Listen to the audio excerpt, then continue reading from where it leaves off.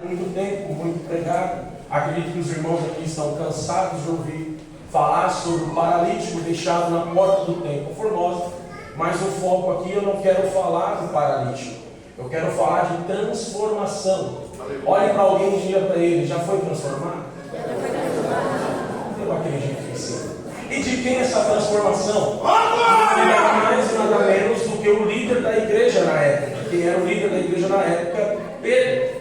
E é bem verdade que quando Jesus chama Pedro, ele chama de uma maneira diferente a qual chamou. Porque Jesus ele vai chegar no lago de Genezaré, onde Pedro era muito conhecido, conhecidíssimo pela sua pesca, porque ele era um homem pescador, um homem do comércio. Pedro também era um homem de fácil comunicação, porque ele não somente pescava, mas ele também vendia. E para ser vendedor tem que ter boa comunicação. Eu hoje sou vendedor, então aprendi a me comunicar. E isso Jesus ele usa como um instrumento, como uma estratégia para que nós possamos ser comunicadores da palavra de Deus. Quando Jesus ele vai chegando ao lago de Genezaré, a Bíblia vai dizer em Lucas capítulo de número 5, que ele avista dois barcos. E quando ele avista dois barcos, ele escolhe um para entrar. E ele escolhe o barco de Simão, mais tarde chamado de Pedro. Mas Jesus, quando ele olha aqueles dois barcos, em meio àquela quantidade de barcos naquela região pesqueira, Jesus olha para dois e escolhe um. Escolhe de Simão, que é Pedro. E quando Jesus escolhe aquele barco para pregar a sua mensagem, Jesus vai fazer um pedido para ele: afaste-o da terra. E é bem verdade que aqui há um algo espiritual nesse pequeno detalhe: afaste-o da terra. Jesus poderia muito bem pregar em cima daquele barco, apegado à terra. Só que Jesus não queria pregar, aleluia, com algo que estivesse ligado à terra. Jesus, quando ele escolhe o barco e pede para tirar da terra, Jesus automaticamente estava dizendo: eu quero usar o teu barco, Simão, mas eu não quero usar de maneira natural, eu quero usar ele de maneira sobrenatural. Porque é verdade que no início, na criação, a Bíblia vai dizer que o Espírito de Deus pairava sobre as águas. Então o fato de estar ali por cima, na superfície, boiando, já é algo sobrenatural. Então Jesus, para usar o meu barco e o teu, há uma condição, que é o desligamento do barco da terra. Tem muita gente que quer ser usado por Deus, fala: pai, eu queria ser usado na palavra, queria ser usado na revelação. E é bem verdade, quando nós desejamos isso de integridade física, mental, o Senhor Jesus ele nos abençoa com isso aí, mas ele não consegue usar o barco de alguém, ou melhor, não consegue usar a vida de alguém que tem a mente ligada na terra. Não adianta você querer entrar dentro da igreja para querer pregar, querer louvar, participar do culto em 2 horas, se você não presta um culto fora daqui. Não adianta você querer entrar na presença de Deus com retidão, servidão, somente quando o pastor está olhando.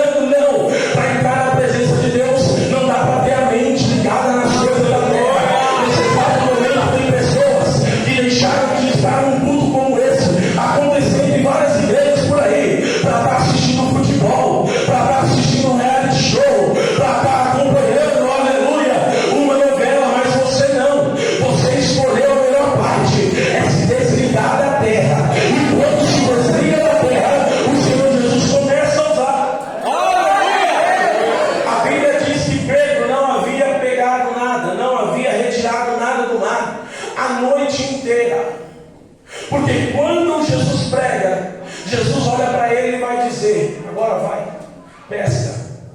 E ele vai dizer: como? Eu já tentei a madrugada inteira e não peguei absolutamente nada.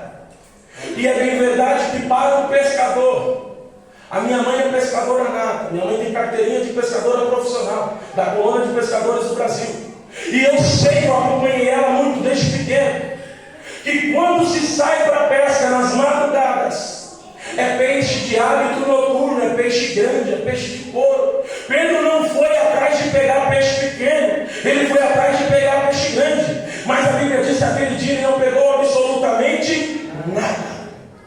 Mas isso não quer dizer que ele desistiu ou quis parar.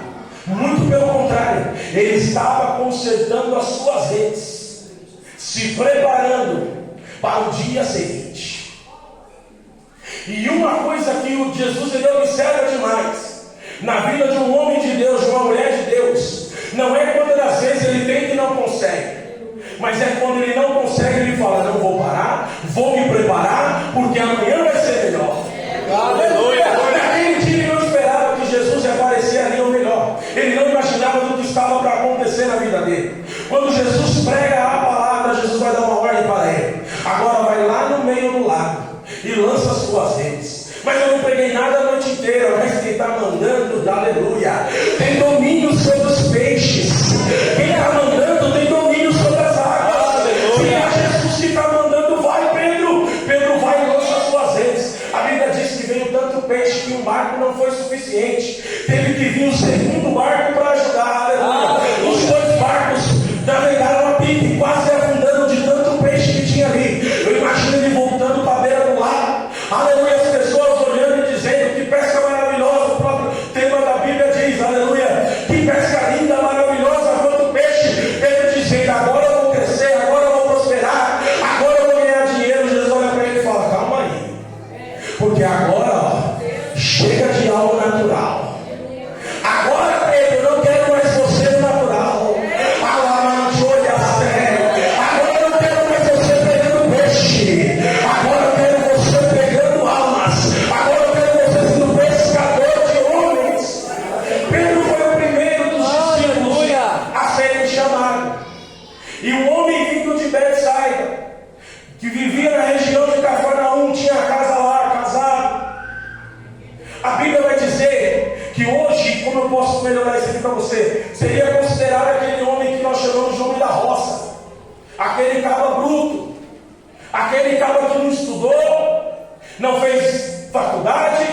A única coisa que ele tem, que muitos estudaram não tem, vou usar o termo que é usado lá na Bahia onde minha mãe mora: vivência. O homem tem vivência. E uma pessoa, para ser comunicativa como Pedro era, do comércio negociador como ele era, precisava ser uma pessoa que tivesse bom relacionamento com outras. O homem poderia olhar e dizer: está chamando esse para discípulo, está chamando esse para apóstolo, não sabe falar, não tem ensino, é um homem bruto, chucro, mas só o Senhor Jesus sabe como trabalhar. Mais para frente nós vamos ver que Pedro, juntamente com o Tiago e João, passaram a ser mais próximos de Jesus, passaram a ter mais intimidade com Jesus, sentavam-se à mesa com Jesus. Um homem que não tinha perspectiva de vida por causa da sociedade, agora está andando do lado de Jesus. E o fato de ele andar do lado de Jesus trouxe a ele algumas regalias que ele não aproveitou. Quando Jesus subia no monte para orar, Pedro não orava com Jesus, Pedro dormia. Jesus falava para ele: vocês não conseguem orar uma hora, vocês não conseguem entrar comigo na vigília. Mas Jesus não desistiu de Pedro. Certa feita, Pedro, já com tanta intimidade de Jesus, próximo ao lado da crucificação, Anás e Caifás dão uma ordem ao Império Romano, aos soldados: vão lá e prendam Jesus. No momento do beijo, quando foi identificado quem era Jesus, os soldados chegaram diante de Jesus, e quem estava liderando era Malco. E quando Malco vem chegando juntamente com os soldados, você conhece o texto? A Bíblia vai dizer que rapidamente Filipe vai dizer: mestre, o que nós vamos fazer? Pedro já estava desembanhando a espada e golpeando uma pessoa. Quem era essa pessoa? Malco. Quem era Malco? O servo de um sumo sacerdote. E para ser o servo de um sumo sacerdote, ou melhor, para ser um sacerdote, o que antes, o estágio antes do sumo sacerdote, ele já havia se preparado pelo menos 5 anos da vida dele para assumir o ministério sacerdotal. E no ato da consagração ele teria que ter azeite ungindo a sua orelha direita, polegar da mão direita e polegar do pé direito, o ritual de consagração ao sacerdote.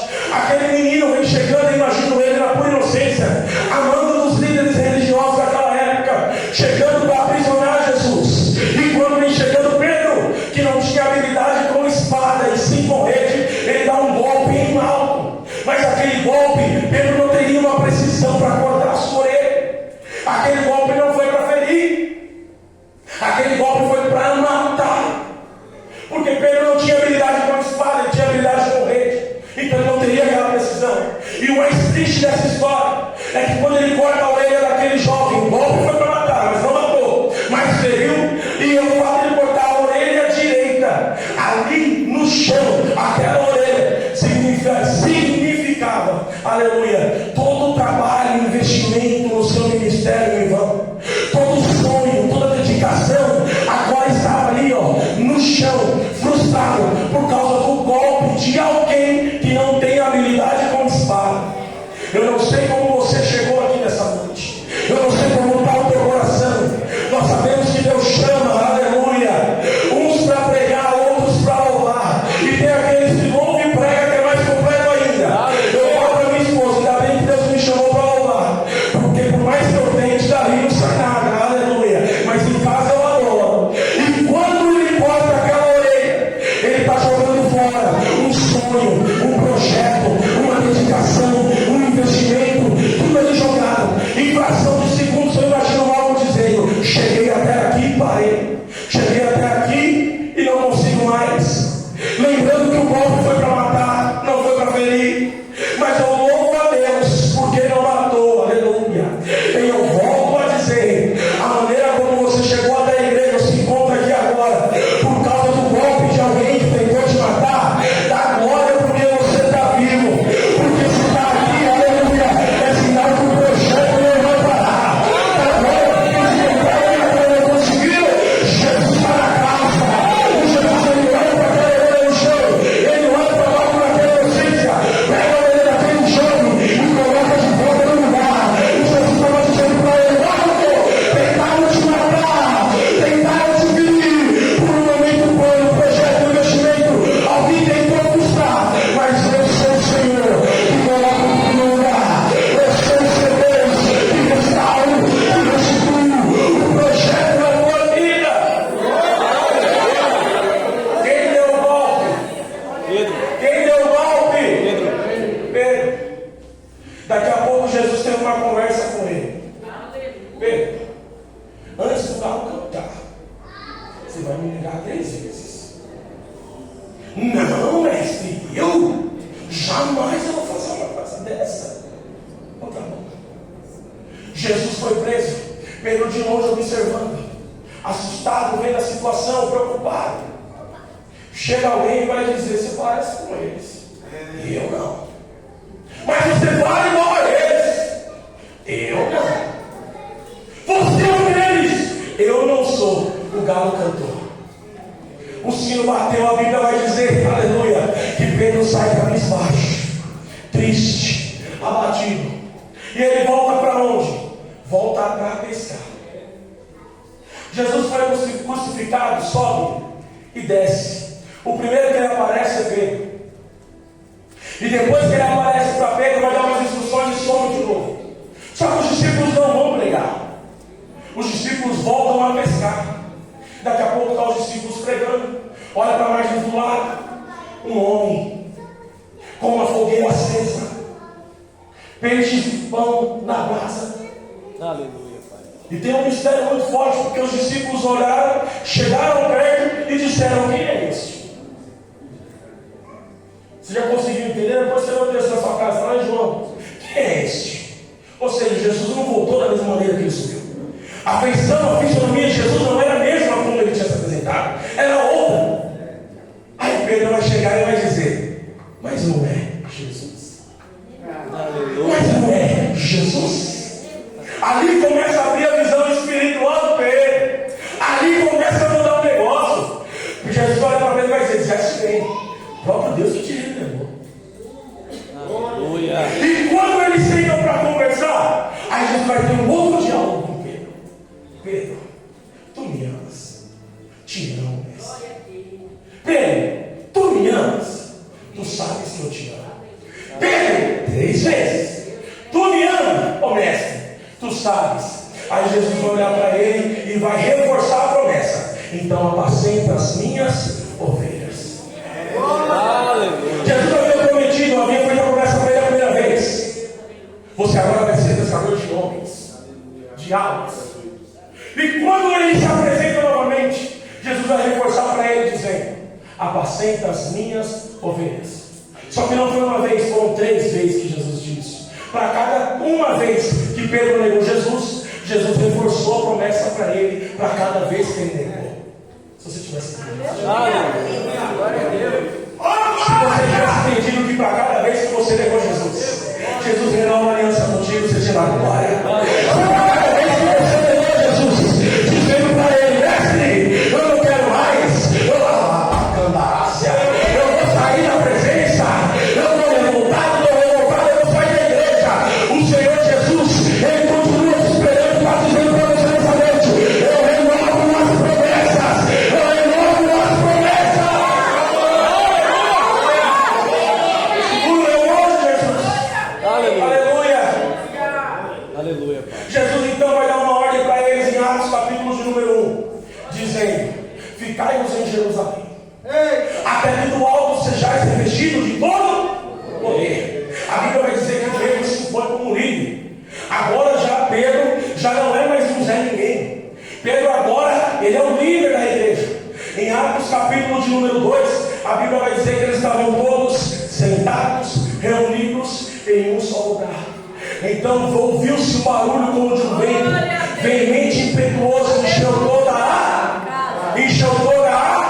e todos começaram a falar em outras línguas. Aleluia.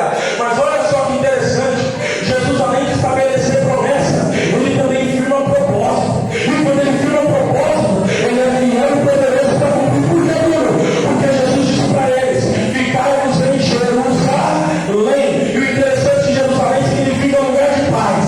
Há algumas conversas por aí, há alguns estudos que dizem que começaram em número de 500, mas só ficou 120. Quantos foi, eu não sei, mas eu sei que aqueles que obedeceram a Jesus e ficaram no mesmo lugar que ele mandou, receberam da promessa. Eita, Deus está mandando falar para alguém aqui: não sai da onde o Senhor te colocou. Não abandone o cargo, não abandone o trabalho. Por que, Bruno? Porque Deus ele firmou contigo um propósito e ele é fiel para cumprir. Glória a Deus, Pai. Em Atos capítulo de número 2 ainda, Pedro vai pregar depois de estar cheio, depois de pessoas que acharam que eles estavam embriagados. Pedro vai começar a falar de Jesus. Ele usa uma situação de ofensa para começar a falar de Jesus. A Bíblia vai dizer que numa pregação foram 3.000 almas. Hoje em dia nós pregamos em congressos, atividades, campanhas, cultos. É um sofrimento, é 3, 4 cultos seguidos para você, um aceitando a Jesus e não aceita, reconcilia. É difícil você ver alguém aceitando a Jesus, mas reconciliando tem bastante. É sinal que o povo de Deus está voltando. Aleluia. É sinal que os dispersos estão sendo ajuntados novamente. Para quê, Bruno? Para quando o Senhor Jesus, aleluia, desce da glória, toca a trombeta, o povo de Deus vai estar reunido num só lugar. Em Atos capítulo de número 3, e eu já vou encerrar, a Bíblia vai dizer que Pedro e João estão indo para o fazer o quê? Fazer o quê? O homem que não gostava de orar, agora está orando. E o mais legal de tudo isso é quando ele chega na porta do templo. Alguém lembra o que eu falei no início? Transformação. Mas quem faz a transformação não é o homem. Nós sabemos da Bíblia mencionado o primeiro milagre de Jesus. Na Bíblia é a transformação da água em vinho. Mas a Bíblia ela não menciona o último milagre de Jesus, porque ele continua operando milagre. Mas uma coisa eu falo para você: Jesus curar um cego é algo comum. A medicina hoje ela troca as córneas ali e a pessoa volta a enxergar. Jesus fazia um surdo ouvir. Hoje em dia a medicina, a tecnologia consegue trazer. Então para nós não é novidade quando acontece isso.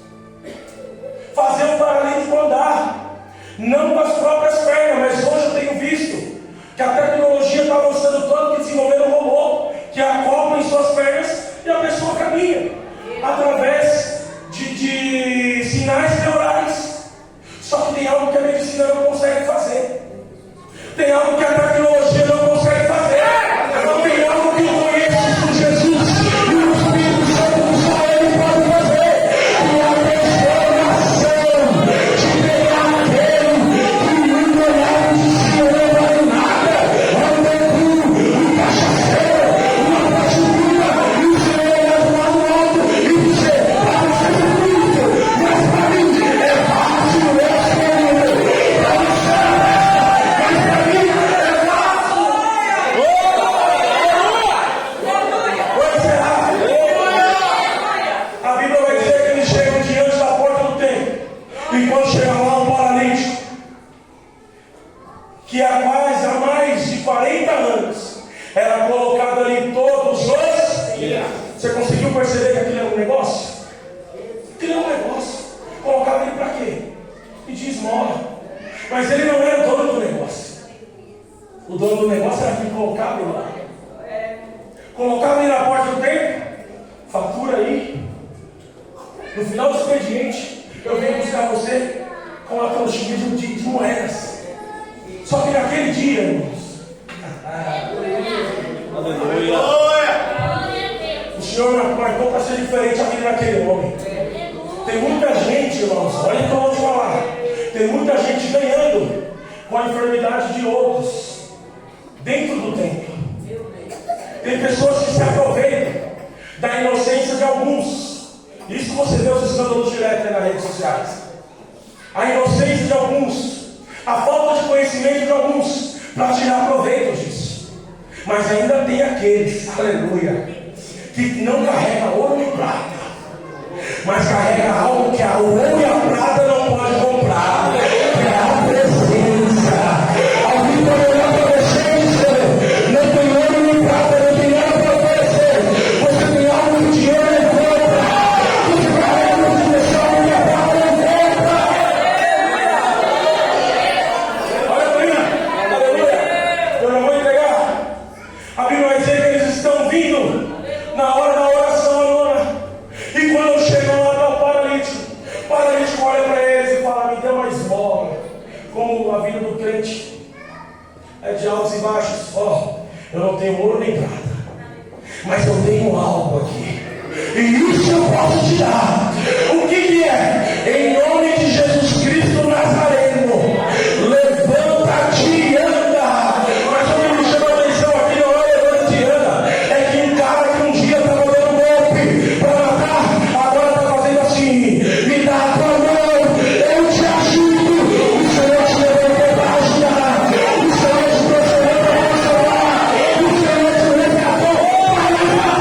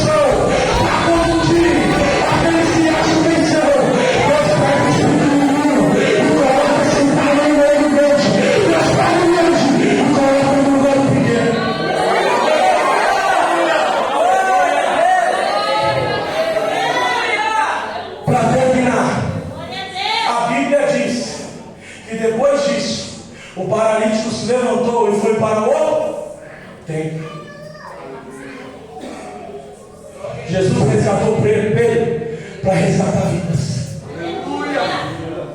Jesus resgatou Pedro para ser literalmente um pescador de almas. E foi para isso que ele te chamou. Foi para isso que ele me chamou. É noite de reatar aliança. É noite de fazer aliança. deixar ser transformado para transformar. Assim eu agradeço a minha oportunidade em nome de Jesus. Aleluia! Eita Deus! Glória a Deus! Aleluia! Quantos creem nessa palavra, nessa palavra? Deixar ser transformado para transformar. Aleluia! Essa noite é noite de Deus levantar quem está caindo. Aleluia! Aleluia, o milagre está acontecendo nessa noite. Eu creio, Pai, aleluia! Glória a Deus, gostaria que a igreja se colocasse em pé, por gentileza. Quero convidar aqui o Gabriel. Gabriel estará fazendo a leitura da ceia. Em seguida, estaremos aqui já orando pelo pão, em seguida pelo cálice. E assim eu tenho certeza que vai ser uma bênção para a nossa vida nessa noite. Amém? Meus irmãos, a paz do Senhor Jesus. A paz do Senhor, meus irmãos. Primeira carta de Paulo aos Coríntios, capítulo de número 11, versículo de número 23.